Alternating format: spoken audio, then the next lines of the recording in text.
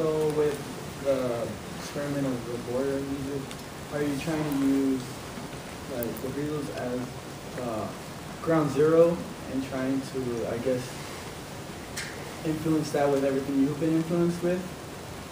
Like with Cuban music and with what you played before, are you trying to, I guess, create like a new genre kind of in a way? Well, we're not strictly doing corridos.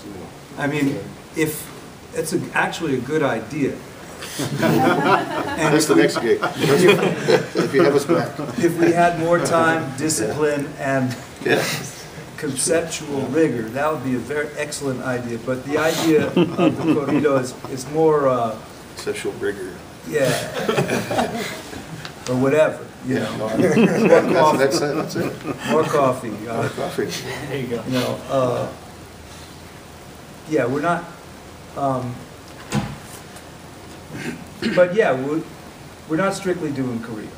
So, but in everything we do, yeah, that's right. We just let the influences, we study, listen to, well, I think you have a similar process. You study, you listen, you respect the originals, get into it as deep as you can, but then you do it how you do it, how you need to do it.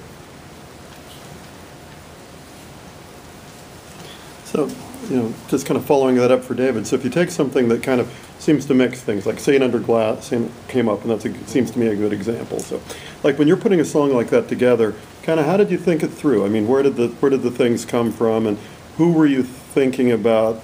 Kind of, did you have an audience in your mind who's going to like this, or is it you kind of doing what you like to do? We'll do what we like to do, but there are reference points. They do have references. You know? Came up with the idea to use the harp, and a friend of ours to play the harp. Can you have an idea of what it should sound like? But to sing it, well, you know, just in English over that was kind of like, I don't know how to do this. You know? So I thought about Leo Kottke. Interesting. And the way, because one of his songs where he repeats you know, hammer the nail, hammer the nail. Hammer the nail. There's one of his songs about going up the stairs. It's a song about a ghost dog or something. But he's, you know, and that was, so I, you know, lifted the concept for that idea. So I mean, you take from everywhere, you know. You know, it's just, you steal. With love, right? Steal ideas. You know, but if you work it out in a certain way, I mean, just the concept was what we lifted, you know, but it seemed to work. So I guess you've got most of the Postizos band with you this week. Some, yeah. I mean, does this connect musically with like where that group left off, or was this a clean break and you just thought, well, these are guys I like playing with, and I'm going to call them up? Well, like I say, I just throw things together and see, try to make sense of it. I mean, yeah, I would say we will probably do some Postizos material, in fact, but we do it. I mean, to say do some Postizos material, actually do some Arsenio Rodriguez material,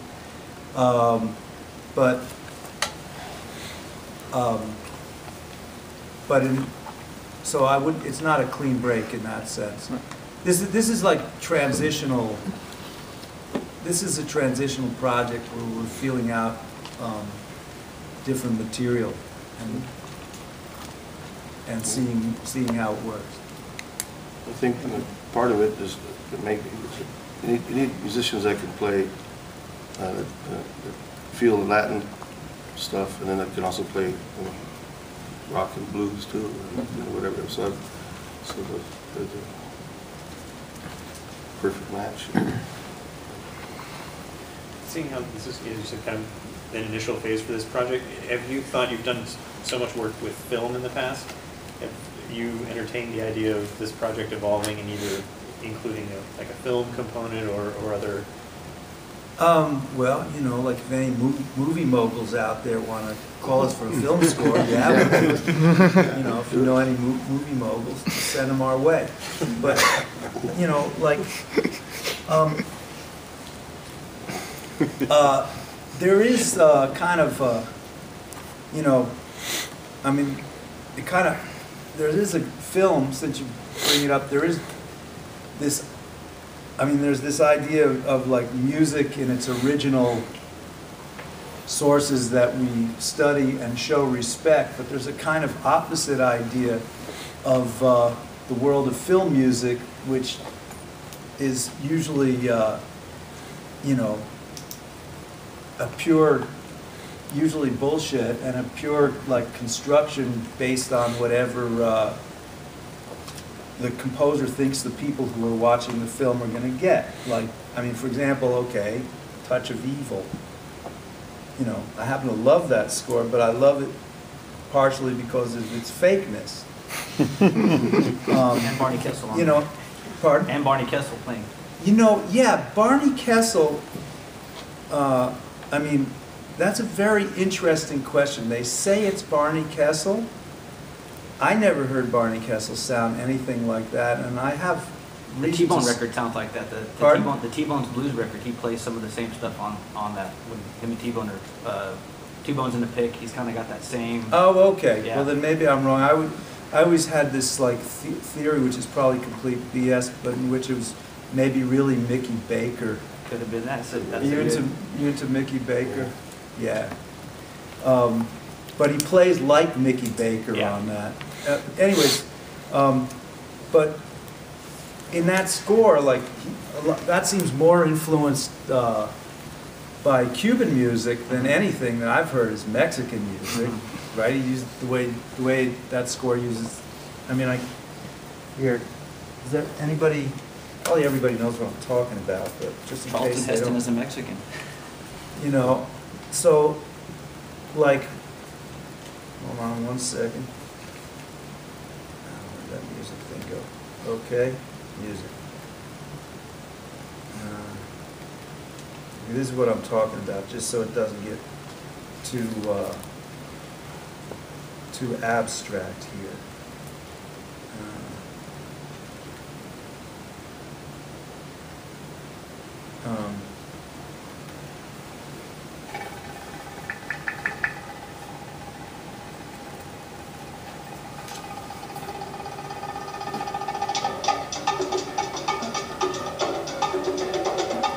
I don't know, maybe I'm missing something, but like, It's funny. I mean, maybe, I guess, It's good. Perez Prado or something like that, there might be some kind of link there, but Well, America loved Cuba before the Cuban Bay of Pigs and stuff, because you had Lucy and everything on TV. So that's probably what the reference was like. Right, we love right. Cuba, and Yeah. it was 1958 or 57. exactly. and I mean, they didn't know from Mexican No, music, no, you they're all know. Mexican. but- Everybody's Mexican. Right, so Who wrote this score for? that's Henry Mancini. Yeah. Yeah, it's cool. But talk about guitar sounds, you know, like there's like, you know, I'm sorry, how we got into this because you asked about like if there's a film future. I don't know, but there's, you know, that's one of the things to mess with, is that my idea of what are cool guitar sounds comes also partly from this completely fake world of movies. You know? Just one, sorry, having said that, I gotta just do this thing. You can't just say that. But I gotta play, Mark, it's good to know that you do the same thing that me and my buddies do when we're around looking at videos and music and stuff. And no, musicians don't change per city, per county, per state, per country. right. But you notice that you never finish anything, though? No, because we always So start you listen like 30 seconds me of and my ain't buddy that cool? Nick, we always And then you're listen onto around the something else. videos and we're putting Our stuff. attention spans are really. Listen to Oh, this. I'll sounds play like it all this. the way through. It's great though, man. I really. Oh, wait, okay, no, hold on a second, wait. No, okay, hold on.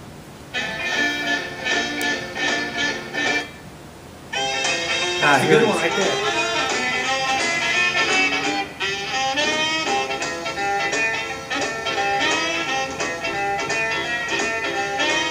I'm going to fast forward.